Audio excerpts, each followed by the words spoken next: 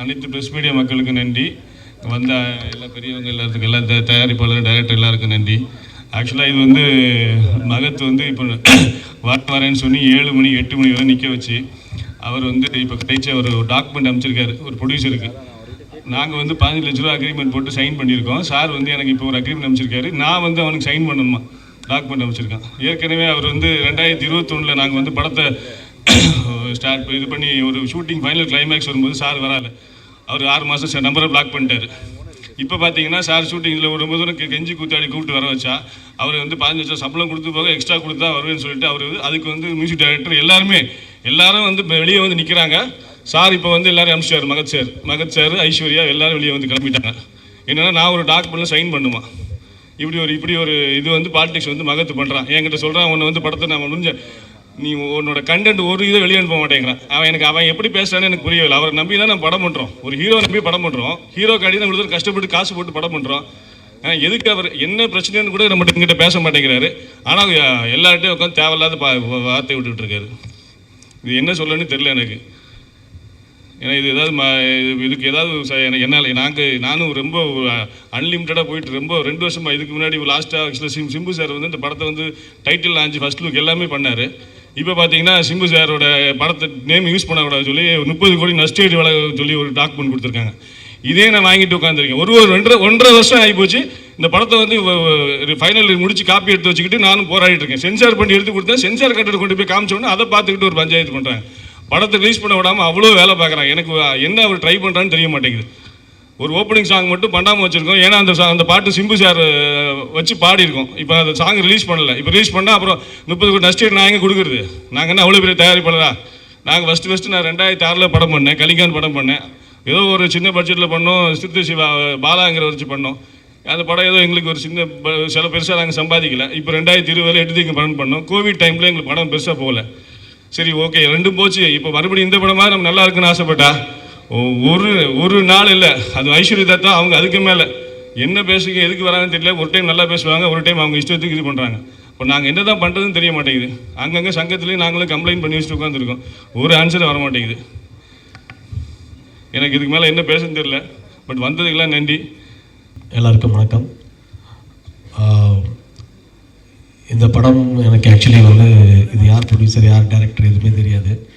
என்னோடய தயாரிப்பாளர் சங்கம் இந்த ஃபங்க்ஷன் நடக்கும்போது அப்போ கண்டிப்பாக உதயா வரணும் திருமலர் கூப்பிட்டாப்படி அதுக்காக வந்தோம். பட் எனக்கு ரொம்ப ஹாப்பி. ஏன்னா மகத்து என்னுடைய நல்ல நண்பர் தான். இந்த படம் பார்க்கும்போது அந்த ப்ரொடியூசருக்கும் டைரக்டருக்கும் முதல்ல வாழ்த்துக்கள், அந்த டீமுக்கும் வாழ்த்துக்கள். அதாவது ஒரு படம் ப்ரொடியூஸ் பண்ணுறது வந்து ரொம்ப பெருமையான விஷயம். அதாவது அந்த ப்ரொடியூசர் எவ்வளோ ஒரு பெயினோட அந்த டேரக்டர் நீங்கள் பார்க்கும்போது எவ்வளோ எமோஷனலாக இருந்தாங்க. அப்படிப்பட்ட ஒரு சூழ்நிலையில் கண்டிப்பாக வந்து ஒரு ஹீரோ நம்ம எந்த நடிகராக இருந்தாலும் அந்த படத்துக்கு வந்து சப்போர்ட் பண்ணணும். பிரச்சனைகள் 1000 இருக்கலாம், வெளியில் இருக்கலாம், பேசிக்கலாம், தீர்த்துக்கலாம். ஆனால் அந்த படத்தை ப்ரமோட் பண்ணுறதுக்கும் அந்த படத்தை விஷயத்தை கொண்டு வரதுக்கும் கண்டிப்பாக ஒரு நடிகர் வந்து வரணும். கெட்டவன் நினைக்கிறீங்க நீங்கள் தயாரிப்பாளரை மகத், அவர் நல்லவன் தான். அதே மாதிரி நல்லவன் நினைக்கிற கெட்டவன் நினைக்கிற மகத்தை ஏதோ ஒரு ரீசன் இருக்கும், அவரும் நல்லவன் நீங்கள் நினச்சிக்கிங்க. உங்கள் டைட்டில் மாதிரி தான். ஸோ நல்ல டைட்டில் இது. இங்கே வந்து கெட்டவன் பேர் எடுத்த நல்லவன் எழுதி வச்சுருக்காங்க. இங்கே எல்லாருமே வந்து நல்லவனாக இருக்க முடியாது. நல்லவனாக மட்டும் இருந்துட்டால் அந்த கெட்டவன்ற ஒரு விஷயம் இல்லாமல் போயிடும். ஸோ கெட்டவன்றது அவ்வளோ பேர் கெட்டவனாக இருந்தால் தான் ரொம்ப வாழ்க்கை சுவாரஸ்யமாக இருக்கும்னு நினைக்கிறேன். ஸோ நல்லவன்றது நம்ம எல்லா இடத்துலையும் பேர் வாங்க முடியாது. அதே மாதிரி நல்ல விஷுவல்ஸ் நல்லா இருக்குது, டைட்டில் நல்லா இருக்குது. கண்டிப்பாக வந்து ஒரு ஆர்டிஸ்ட்டாக நான் ஃபீல் பண்ணுறது என்னென்னா, ஒரு ப்ரொடியூசராக நான் ஃபீல் பண்ணுறது என்னென்னா, இது மாதிரி ஒரு ஈவெண்ட்டுக்கு கண்டிப்பாக வந்து ஒரு ஆர்டிஸ்ட்டாக கோஆர்டினேஷன் பண்ணியிருக்கணுன்றது என்னோடய எண்ணம்.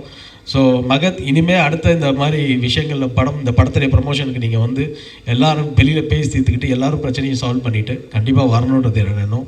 ஒட்டுமொத்த டீமுக்கு வாழ்த்துக்கள். குறிப்பாக கூல் சுரேஷ்க்கு என்னுடைய வாழ்த்துக்கள். கூல் சுரேஷ் வந்து நான் 2-3 எபிசோடு பார்த்தேன். எல்லா இடத்துலையும் ஃபஸ்ட்டு பார்த்த ஒரு இமேஜ் வந்து கூல் சுரேஷ் வந்து வேறு. ஆஃப்டர் பிக் பாஸ் வந்து கூல் சுரேஷ் வந்து எல்லார் மனசுலையும் இடம் பிடிச்சிட்டாரு. எல்லார் வீட்லேயுமே இடம் பிடிச்சிட்டாரு. ஸோ அது எனக்கு ரொம்ப ஹாப்பியாக இருக்குது. ஏன்னா ஒருத்தர் வந்து அவர் பார்க்குறதுக்கு வந்து ரொம்ப காமெடியாக எல்லா இடத்துலையும் வேறு மாதிரிலாம் ரொம்ப அலட்டிக்கிட்டு இருந்த ஒரு இமேஜ் போய் இப்போ கூல் சுரேஷ்லாம் ஒரு செட்டிலான ஒரு ஆளுன்னு ஒரு விஷயம். கூல் சுரேஷ் வாழ்த்துக்கள் உங்களுக்கு. ஸோ ஒட்டுமொத்த டீமுக்கும் வாழ்த்துக்கள்.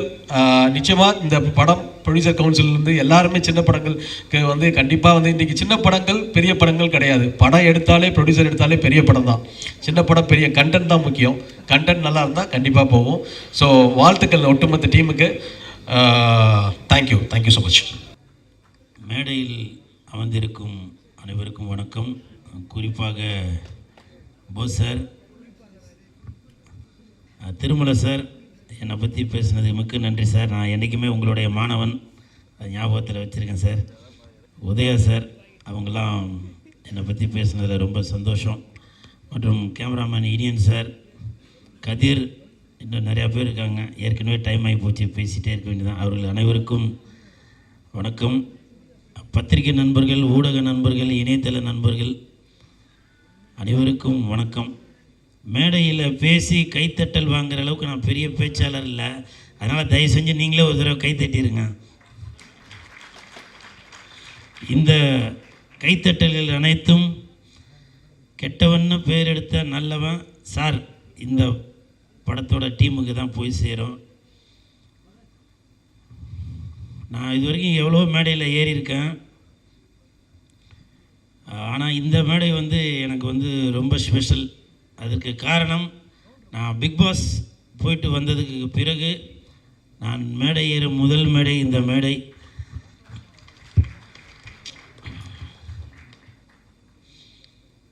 அதுவும் இல்லாமல் இன்னொரு ஸ்பெஷல் என்னன்னு பார்த்தீங்கன்னாக்க, என் தலைவன் அவர்கள் நடித்த ஒரு படத்தில் உள்ள அந்த பாட்டில் உள்ள வரி, அதுவும் வந்து எனக்கு ஒரு சென்டிமெண்ட்டாக இந்த மேடையை அமைச்சு கொடுத்துருக்கு.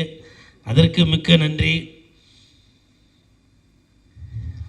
முதல்ல மாதிரி இருந்தேன்னா கடன்னு பேசிடுவேன். மனப்பாடம் பண்ணி வச்சது வாயில் வருது எல்லாமே பேசிடுவேன். இப்போ வந்து என்ன அறியாமலே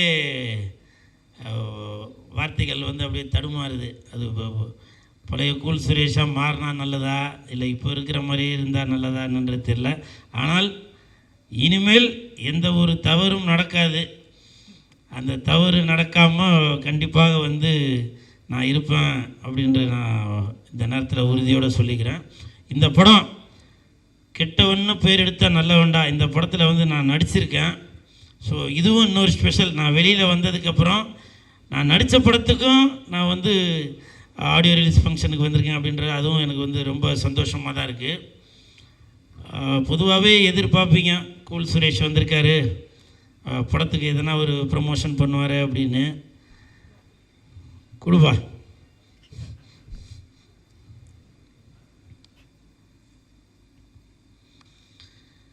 இந்த படம் வந்து கெட்டவன்னு பேர் எடுத்த நல்லவன்டா.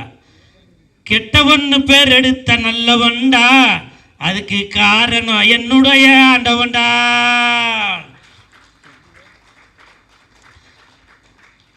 உண்மையிலேயே இவங்களோட தயவால தான் நான் இந்த ஸ்டேஜில் இருக்கிறேன். கெட்டவன்னு பேர் எடுத்த நல்லவன்டா, அதற்கு காரணம் என்னுடைய ஆண்டவன்டா. ஆண்டவன் சார் அந்த வாடா போடான்ற கூட வேணாம், ஏன்னா அந்த மரியாதை குறைச்சலான வார்த்தைகள் வேண்டாம் அப்படின்ற ஒரு மனப்பான்மையில் தான் நான் இருக்கேன். கூட்டம் கூட்டம் கூட்டம், எப்படி கூட்டம் கூட்டம் கூட்டம், இவங்க தமிழுக்காக வந்த கூட்டம். அதனால் இந்த படத்தில் வந்து நான் நடித்ததில் வந்து ரொம்ப எப்படி சொல்கிறதுன்னு தெரியல, வார்த்தைகளே வரல. ஏன்னா டைரக்டரும் ப்ரொடியூசரும் இந்த படத்துக்காக ரொம்ப மெனக்கெட்டுருக்காங்க, ரொம்ப மெனக்கெட்டாங்க. அதெல்லாம் கண்கூடாக தான் பார்த்துட்டு இருந்தேன். நம்மளும் நடிகராக இருக்கிறதுனால எதுவும் பேச முடியல. அதனால் இந்த டீமுக்கு என் மனமார்ந்த வாழ்த்துக்கள். எனது நண்பர் மகத் அவர்கள் நடிச்சிருக்காங்க. சாங் பார்த்தேன், ட்ரைலர்லாம் பார்த்தேன், நல்லா நடிச்சிருக்கீங்க மகத், உங்களுக்கு என் மனமார்ந்த வாழ்த்துக்கள்.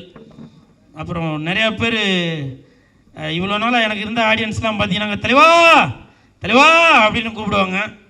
ஆனால் இப்போ வந்து இறங்கி வந்து சார் நல்லா இருக்கீங்களா, அண்ணா நல்லா இருக்கீங்களா அப்படின்றாங்க. அதுக்கு காரணம் அந்த பிக் பாஸில் எனக்கு வந்த மாற்றம் தான் நினைக்கிறேன். நிறையா பேர் கேட்டாங்க, என்ன சீக்கிரம் வந்துட்டீங்க, என்ன சீக்கிரம் வந்துட்டீங்க, இருக்க வேண்டியதானே, ஏன் வந்துட்டீங்க அப்படின்னாங்க. ஆடு மாடு இல்லாதவங்க அடமலைக்கு ராஜா, பொண்டாட்டி புள்ள இல்லாதவங்க பஞ்சத்துக்கு ராஜா அப்படின்னு சொல்லுவாங்க. என்னால் குடும்பத்தை விட்டுட்டு இருக்க முடியலைங்க. ஏன்னா நான் கல்யாணம் பண்ணுறதுக்கு அவ்வளோ கஷ்டப்பட்டேன். சினிமாக்காரன்னு சொல்லி பொண்ணு கட்டுறதுக்கெலாம் நிறைய பேர் யோசித்தாங்க. அப்படி இருந்தும் எனது தாய் மாமன் நானும் ஒரு குடும்பஸ்தன் ஆகணும் அப்படின்ற ஒரு எண்ணத்தில் எனக்கு ஒரு கல்யாணத்தை பண்ணி வச்சு இன்றைக்கி அழகு பார்த்துட்ருக்காரு. அப்படி இருக்கிறப்போ பல பேர் நான் நல்லா இருக்கணும்னு நினைக்கிறப்ப குடும்பத்தை விட்டுட்டு நான் அங்கே போய் இருக்க வேண்டாம் அப்படின்ற ஒரு எண்ணம் வந்துச்சு. அதனால தான் நான் வந்து அங்கேருந்து வெளியில் வந்துட்டேன்.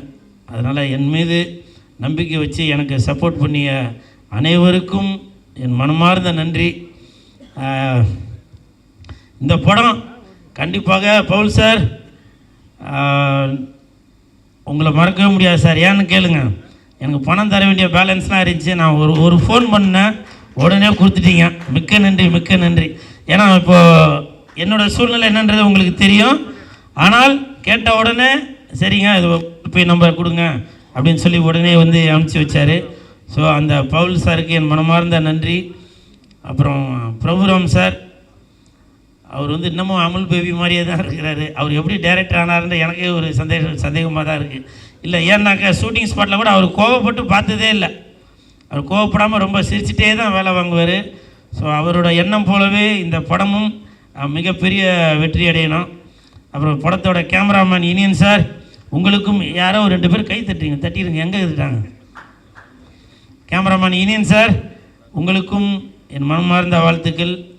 இந்த ஹோல் டீமுக்கும் என் மனமார்ந்த வாழ்த்துக்கள். வாழ்த்த வந்த அனைவருக்கும் எனது நன்றி நன்றி நன்றி.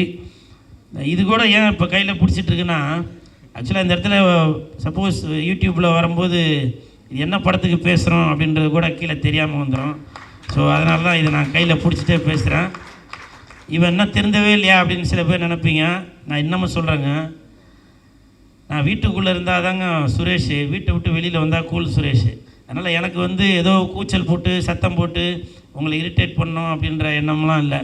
நான் சாப்பிட்றது சினிமா சோறு. சினிமா தான் இன்றைக்கி என்னை இந்த மேடையை கூட்டிகிட்டு வந்திருக்கு. சினிமா தான் என்னை பிக் பாஸ்குள்ளே கூட்டிகிட்டு போயிருக்கு. இந்த மேடை கூட இன்றைக்கி இவ்வளோ கேமராலாம் இருக்குது. அதுக்கு எல்லாமே எனக்கு சினிமா போட்ட சோறு தான். திருமலை சார் எனக்கு கொடுத்த சம்பளம் தான். இதெல்லாம் நான் மறக்கவே மாட்டேன். என்னோடய கல்யாணத்தப்போ எனக்கு பணம் தந்து, சார் உங்களுக்கு ஞாபகம் இருக்குங்களா? ஸோ அதெல்லாம் வந்து எனக்கு சினிமா போட்ட சோறு தான் அது. அதனால் நான் சினிமாவுக்காக கண்டிப்பாக குரல் கொடுத்துக்கிட்டே தான் இருப்பேன். என்னோட ரத்தம் நாடி நரம்பு எல்லாமே ஒரு பக்கம் சிம்பு சார், ஒரு பக்கம் சினிமா தான். அதனால் மறுபடியும் இதை கையில் எடுத்துட்டேன் அப்படின்னு நினைக்க வேணாம்.